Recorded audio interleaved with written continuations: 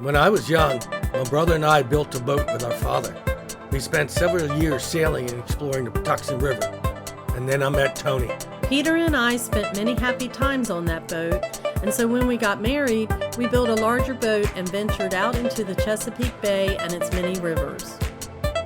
We crewed on larger boats with dreams of sailing the world, but then life took another turn. Today, we look forward to retirement with dreams of leaving it all behind. Come join us on our journey to sail the seas. Action! If it's not on the page, it's not on the stage. Yeah. Hi everybody, welcome to Sailing with No Agenda. In our last episode, Peter rambled on about dinghies and about how we're looking for a tender. So let me recap in a little bit shorter amount of time. So the first thing we talked about was our requirements, and that's an 11 to 12 foot dinghy. It has to be able to carry a lot of load because it will be like our car, carrying things back and forth to the boat. And it has to be lightweight and stable. That's a requirement of mine. And it has to be able to go fast so we can explore in it, go crabbing and fishing and go different places. And the faster it is, the quicker we can get somewhere. And we also talked about safety equipment. Like I want a ladder, we need running lights, and also Peter and I want beach wheels, so it's easier to beach the dinghy and pull it up on shore. We also briefly discussed the davits on the 1260 and the potential trade-off with weight of the dinghy and performance on the 1260 and what the davits can handle. And then we looked at the Highfield, and we looked pretty extensively at that. Peter liked the classic console. We knew we didn't want like the Ultralight series, but the console made it a bit heavy. So we looked at the additional things about steering and throttle connections, and we evaluated the 340 and the attributes that we like. We then looked at the Aspen Carbon Cat T11 model. We discussed what we like about it, such as the unique hull shape, that it was easy to plane, it's very light, and it's not an inflatable, so it won't leak air. And then we also talked about the pricing. And then we ran out of time. So in this episode, we'll look at the AST dinghy models out of Germany and the OCT, I think that's how we pronounce it, out of New Zealand. And if time permits, we'll discuss the possibility of building a dinghy from scratch, and that's probably a big no because Peter took 3 years to build a boat. He said it was going to take 9 months, so who knows how long that would take. We'll have the boat and won't have a dinghy, so no, but I guess he'll talk about that. And so you can catch up with that. The link to catch up with that episode is in the description below. And so Peter, that's how it's done. Let's start with the AST. I don't ramble. I just have a lot of important stuff to say. I'm glad you think so. ASTs are manufactured out of Germany. They have a couple unique models in the 3.4 meter range. We're going to start with the 340J. The J standing for jockey seat. You would ride this dinghy like you would a motorcycle or a horse, hence the term jockey. I think the jockey seat would be quite comfortable. It could easily hold 2 people. This would be great for exploring. It does come with a forward bow locker that you can lock. There is a wide range of optional equipment that you can install. This dinghy is constructed of carbon fiber, making it very strong and very light. You can easily sit 2 on the jockey seat and an additional 4 if they sit on the sides. They have an electric version. They also have an optional davit system that would work on the Seawind 1260. As you can see here, there is a significant drawback to the jockey seat. Unfortunately, the jockey seat takes up a lot of room inside the boat. This will make it difficult to do a lot of provisioning or a lot of storage or carrying bulky items. Well, let's take a closer look at some of these specs. This is made in Germany, so everything's given in metric. So 67 kilograms is about 148 pounds. That is really not all that heavy, considering you get a seat and a console. The maximum load translates to about 992 pounds, all within specs of mine and Tony requirements. While we're at it, let's take a look at the 340 SC, SC being side console model. I like the side console model better than the jockey version. It opens up the deck. You have a nice seat to sit on, a backrest, and a nice steering console. It comes with navigation lights as well. This would also be great for exploring or just puttering around the harbor. I prefer the AST 340 SC over the Highfield 340 FCT. This also has the same options as the 340 jockey model. It does have the double bottom floor, which is nice, keeping things dry. It also has additional storage under the helm seat, which I like. This boat is nice. Again, I'm not going to really discuss too much about options or motor selections, as that would vary from person to person, and I wanted to keep the comparisons just to the hull itself, an apple-to-apple comparison. Looking at the weight of the AST 340 side console model, it is a little bit heavier than the jockey version. It's about 8.5 pounds heavier. It weighs in just a tad over 156 pounds. Because of the weight of the console and the seat, the load carrying capacity is also reduced to about 904 pounds. The issue I have with the jockey and the side console models is that they do take up a little bit of space. They add weight and reduce the amount of cargo carrying capacity you have. And because of the throttle and steering linkage controls and possibly the electric connections, it becomes a pain in the ass to take the motor on and off for passages. The AST jockey and side console models are part of their Coast series. AST also offers the Beach series, so let's take a look at the Beach 340.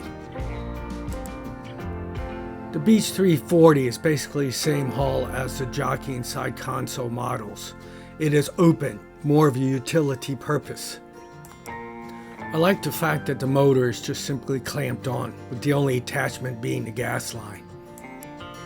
The Beach 340 is more what we need than what we want. The Beach 340 also comes with a double bottom option. It also has a tiller extension, but for the most part the options are similar across the models. Let's take a closer look at the Beach 340. The Beach 340 is definitely the lighter of the models, weighing in about 86 pounds. The max load is about 904 pounds as well, similar to the side console model. At 86 pounds, Tony and I can easily swing this off the stern of the Seawind 1260. AST also offers a Beach 340 variation they call the Beach 341. It's basically the same hull, but it is a little bit different. It has a removable seat and a bow locker. I kind of like this option. Bow lockers are always nice for locking up your valuables at the dinghy dock. Basically, the options are the same with 340. Here you can see the bow locker up front and the removable seat. That's an option. Out of the 4 AST models that we looked at, I think the 341 is the most practical for me and Tony. Let's look at the details. The removable seat and the bow locker is going to add another 18 pounds to this model. The AST 341 is going to weigh in at 104 pounds. The load carrying capacity will remain at 904 pounds. This is all doable for the 1260. Okay, let's take a look at these models side by side. We have the Coast Series 340 Jockey coming in at 148 pounds. Then we have the Coast Series 340 side console coming in the heaviest at 156 pounds. We have the Beach Series 340, which is the lightest of the series, coming in at 86 pounds. And then we have the Beach Series 341 at 104 pounds. Now let's take a look at pricing. Pricing will tell us how much we really like these boats. Now I'm going to take the basic hull price. Again, we'll discuss options later. And this is the price as if we went to Germany to pick these up. I used the exchange rates from July 2023 for euros to US dollars. So as we can see, the Coast Series 340J jockey would cost us $19,998. The Coast Series with the side console is the most expensive, and that's going to cost us $22,568. The Beach Series will come in at $16,970, and the Beach Series 341, which is my favorite, coming in at $16,878, which is a little bit cheaper. It's the cheapest of all four models. There is a U.S. dealer, NAOS Yachts, out of Marina del Rey, California. I did call them to see what they have in inventory and to get some pricing. NAOS does have these boats in stock. They just came in this month, this July. They're stocked as is. If you want a special option, you would have to order it separately, and it could take a year and a half to get it into the United States. So we'll take a look at these pricing, and I'm going to, since they're on the West Coast, I'm going to have to tag on $1,200 for shipping from the West Coast to East Coast. So these are the pricing I would pay to get them to my boat. The 340 jockey, I would pay $26,200. The 340 side console, I would pay $28,862. My God. And the 341, I would pay $23,385. You went and did it. I might need that money tonight. I've never had pains like this before. Oh, this is the worst one I ever had, son. Oh, it's the worst one. This is a big one. I'm dying. You hear that, Elizabeth? I'm coming to join you, honey. Oh, if I was toying with the idea of trying to make that motor, linkage control, throttle control, steering controls work, this really has changed my mind. So no Coast Series jockey for me, and no Coast Series side console for me. And since the Beach Series 340 really doesn't have the lockable bow locker, I have to rule that out. So basically, I am sticking with the Beach Series 341. I like that, and that's the boat I'm going to use for the rest of the comparisons.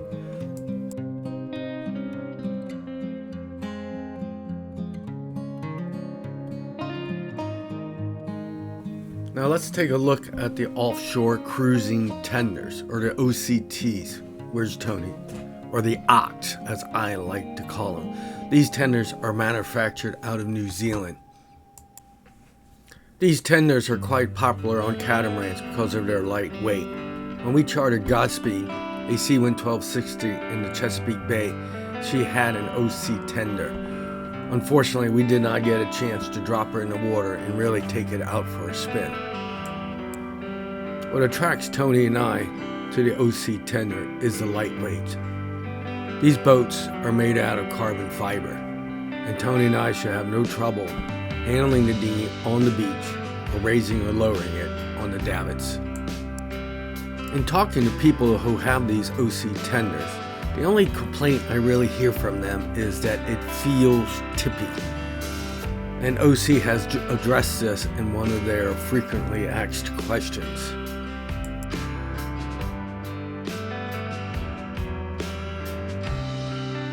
Offshore Cruising actually offers these dinghies in 5 different lengths. They also have sailing models as well.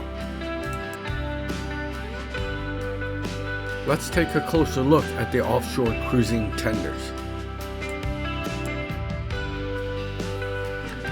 You have 5 different lengths. You start off with the smallest, the OC270.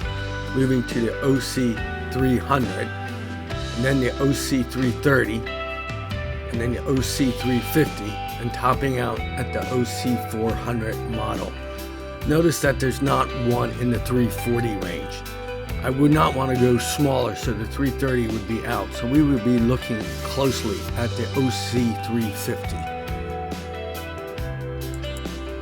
All the OC tenders are basically the same. The only difference is really the length. We're going to be looking strictly at the 350 model. But if you want to learn more about the other lengths, go to their website. Looking at the specs of the 350, we immediately notice that there's two hull weights. One has a weight of 119 pounds, and then I guess the carbon hull weight, the full carbon model, has a hull weight of only 97 pounds. So the carbon model is 22 pounds lighter. If we look at the max load capacity, 448 kilos translates to about 988 pounds. Okay, let's go out and check the all-important prices for the OC350. The prices are online, and you can get them on the east coast of the USA. Check the website, because the price is going to vary depending on where you are on the east coast, whether you're in Florida or the west coast. I chose the price list for the US East Coast. As you can see, there's two versions of the tender, custom fiberglass tender and the full carbon tender. Remember, the full carbon tender is only 22 pounds lighter than the custom fiberglass tender. Looking at the prices for the OC350, the custom fiberglass tender is coming in at $15,440. The full carbon tender is coming in at $18,190. Wow, you'd be paying $2,750 more just to save 22 pounds. You have to ask yourself, is that really worth it for 22 pounds? For me, I don't think so. I like the open dinghies. I think they're more versatile. It's like the pickup truck in your garage. You can carry a big load, and you can also do other things like sports and fishing. Tony and I could learn to live with the tippy feeling. We canoed most of our lives, so it shouldn't be a big problem or big challenge for us.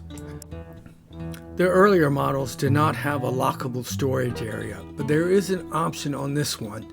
Lid for the bow area. I don't know if you can secure valuables in there or not, but this is something that I've noticed. There's enough optional storage bags where you can store a lot of the equipment on this dinghy. It just won't be secured. But I guess my biggest complaint is that there's no false floor in this dinghy. If you come back from going out to dinner or from a day of shopping or a day of sightseeing and it rained, you're going to come back to a wet dinghy. Your feet's going to be wet, and any supplies or anything that you have with you, you're going to have to put in the water, or you're going to end up bailing. I grew up bailing boats. I do not want to do that in my older age. I guess if I really wanted, I could go out and buy some dry deck, false floor material, and install it in the bottom of the boat myself. Really shouldn't be necessary, could interfere with the drainage system, and it's more work for me. But if I really wanted a boat, I guess this is a viable alternative. The offshore cruising tenders are very nice boats. This is going to make Tony and my decisions very hard.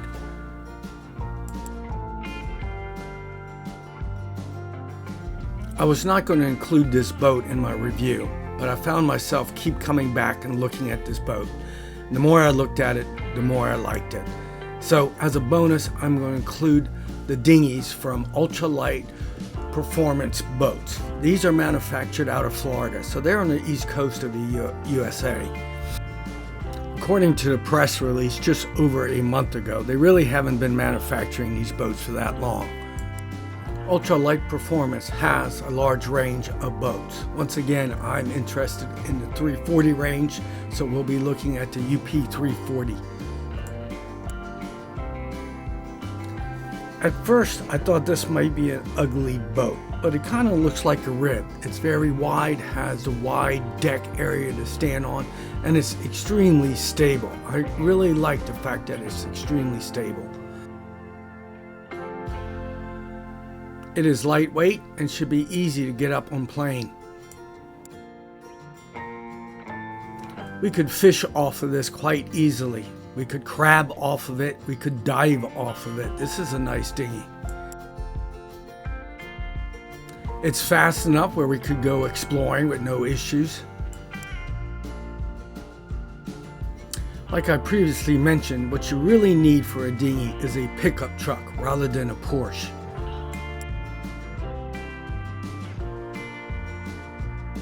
We'll take a look at the specs in a little bit, but yes, the dinghy has to be light, be able to pull up on the beach. If one person can do it, that would be great. The wide surrounding bumper is great to protect the mothership. The wide gunnels allow for out-of-the-way storage. This dinghy really started growing on me after constantly looking at it. This boat comes with a lot of standard features and options. Let's take a closer look at some of these features. As you know by now, I prefer a lockable storage area up front where I can secure certain items. The retractable bow cleat have become very popular. They're out of the way when you don't need them. There is ample storage under their gunnels. This is nice, keeps things out of the way. There's 3 handles on each side, should be sufficient to manhandle the dinghy on shore. The telescoping ladder is a must-have option.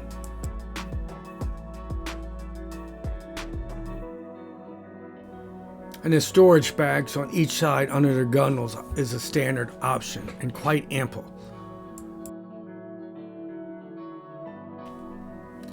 Let's check out the specs on this. Ooh, me likey. A hull weight of only 99 pounds? That's really not that bad. That makes it pretty light. And wow, look at that max load capacity, 1,373 pounds. That is pretty sweet. It is made in the USA, it is made on the East Coast, and it has a price starting at $11,900, so that's just under $12,000. There is an option for a lockable bow compartment, which is nice, and also there's another option for a double floor to keep your feet dry. These are options, so you're going to obviously pay extra for those. I'm glad that we look at the Ultralight Performance 340. I think this is a nice, viable alternative. I like this boat. How's the video coming, Peter? It's coming along just fine. Going on a little bit long, isn't it? Just a tad. Are you rambling? I'm not rambling. Yes, you are. But I think He rambles, but he doesn't let me talk. I think I'm going to cut it here. And then next month we'll take a look at all 5 dinghies that we evaluated, tell you what we think, what we like, what we're moving towards, and bring it all together. I might even do a spreadsheet. And see, he's rambling. Valuable knowledge here. Valuable knowledge. I'm just saying. Should we just slip and slide right into the health update? Okay. So I've lost 33 pounds. And I'm glad about that, but I do know it'll be about a year before I get to where I want to be. As long as we keep moving down, July 1st I was down to 172, that's another 6 pounds. That's 48 pounds for the year. However, I think I am bottoming out. I think if I want to start losing more weight, I'm going to have to change what we're doing. For the record, we changed 4 things on January 1st. We implemented He's rambling again. We implemented the 3 head nod rule. When we're watching TV in the evening, our head nods the 3rd time, we go to bed. He goes to bed. Some people are better at it than others. We cut out alcohol Monday through Thursday, right? That's true. Only on weekends. We unlimited unhealthy snacking. My snacking was cheese and meat sticks. And 30 minutes of exercise. I do 30 minutes. Actually, I've been up to 45 minutes exercise of walking in the neighborhood, right? And that's all we've done, but I think I need to do more. We'll see where we are in August first. And we count calories. Mom, Well, what was not the I don't snacking count. you eliminated? Me. Okay. Oh, We good? Oh, we're in Solomon's watching the sunset. Yes, and one day we will be anchored right out there. With Right over me, there, maybe. because I will Welcome be to a Bug part Eye of the Grill. crew. No crew. No crew. what do you think? Will I be crew? No. All right, thumbs up if you think they need crew members. Thumbs down if you think they don't need crew member. Thumbs up if you think I should go though.